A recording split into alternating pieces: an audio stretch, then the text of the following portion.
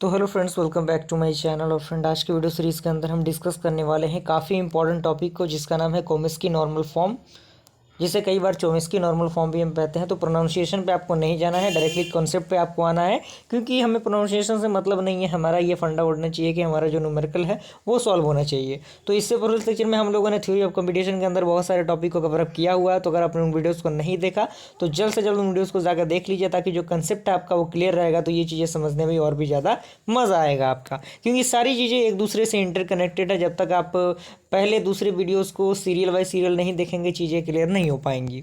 Clear. पहला point इसमें कह रहा है, कई बार कोमिस्की नॉर्मल फॉर्म को सीएनएफ भी लिख देता है, तो स्टूडेंट परेशान हो जाते हैं कि सर सीएनएफ हमने कभी पढ़ा ही नहीं। तो ये बेसिकली वही होता है। तो आपका फुल फॉर्म का जो कम्बिनेशन है आपको पता होना चाहिए। तो पहला पॉइंट वही है जो उसका फुल फॉर्म होता है। उसके बाद दूसरा पॉइंट कह रहा है कि context free grammar CFG is in CNF, यानी कोई भी context free grammar Chomsky normal form में कब होगा, जब if all the production rule satisfy one of the following condition. जब कोई भी प्रोडक्शन रूल, तीन कंडीशन आपके सामने मौजूद है, उसमें से किसी भी एक कंडीशन को फुलफिल करता है, तो वो कोमिस्की जो नॉर्मल फॉर्म है उसको सेटिस्फाई करेगा। पहला point, start symbol generating sigma, यानी एप्सिलॉन, यानी जो स्टार्ट सिंबल होगा वो एप्सिलॉन को जनरेट करे, तब ये कंडीशन फुलफिल होगा, यानी कोमिस्की नॉर्मल फॉर्म में होगा।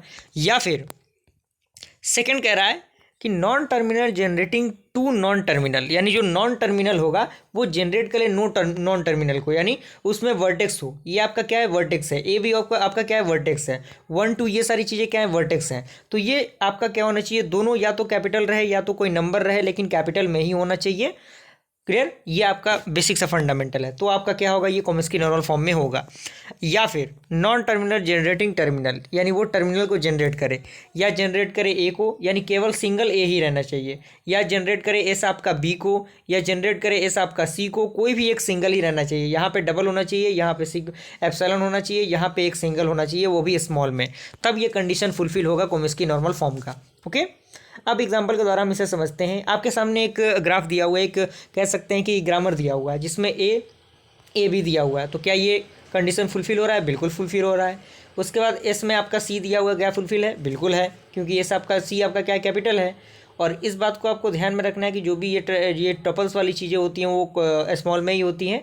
ए इसमें आपके क्या है, स्मॉल ए है, बिल्कुल फुलफिल हो रहा है, ये भी फुलफिल हो रहा है। तो ये सेटिस्फाई करता है कि इसको कोमिस्की नॉर्मल फॉर्म को। लेकिन अगर हम दूसरे की बात करें, क्या ये सेटिस्फाई करता है? बिल्कुल नहीं करता, क्योंकि यहाँ पे एक स्मॉल है, एक कैपिटल है, तो ये आपका गलत हो जाएगा।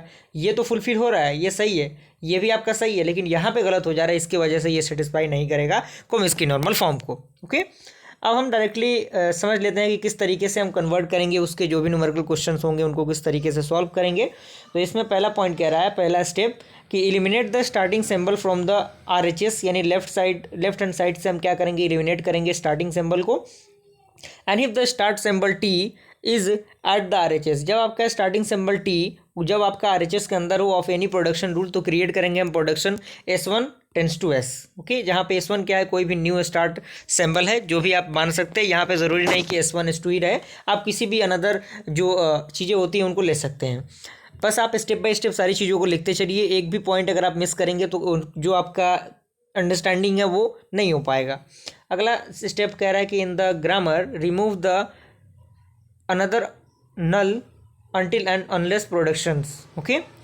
उसके बाद अगला पॉइंट कह रहा है कि eliminate the terminal from the RHS of the production if they exist with the another non terminal और टर्मिनल, यानी एलिमिनेट करेंगे हम टर्मिनल्स को, किससे, राइट हैंड साइड से प्रोडक्शन के, जब वो एग्जिस्ट नहीं करता किसी अनदर टर्मिनल को। यहाँ पे आपके सामने एग्जाम्पल दिया हुआ है, एग्जाम्पल के माध्यम से आप इसको इजीली समझ सकते हैं।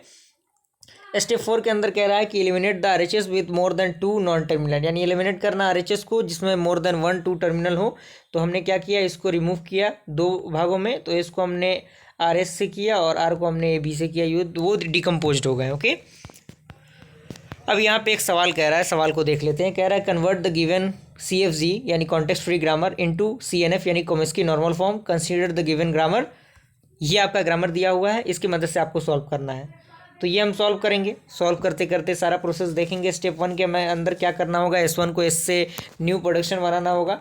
तो हमने क्या किया, इसको न्यू प्रोडक्शन के तौर पे दिया। तो यहाँ पर आप पहले वाला जो टर्म था उसको हमने एज इट इज़ लिख दिया।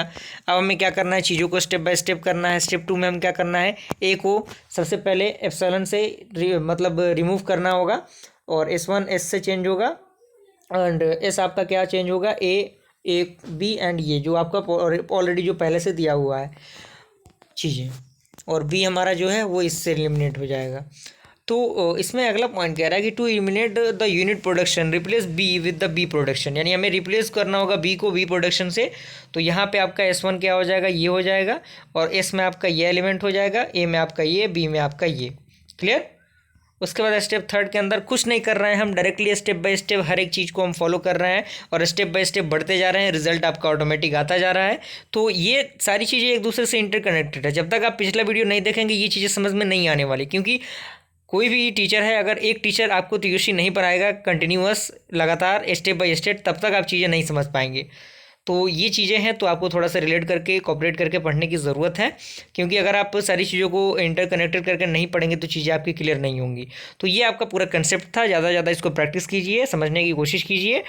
एक बार में समझ में नहीं आएगा, 2-3 बार उसको देखिए, बार बार देखिए, चीज़ों को रिलेट कीजिए। जल्दी मिलते हैं ऐसे इंटरेस्टिंग वीडियो के साथ, तब तक के लिए थैंक यू।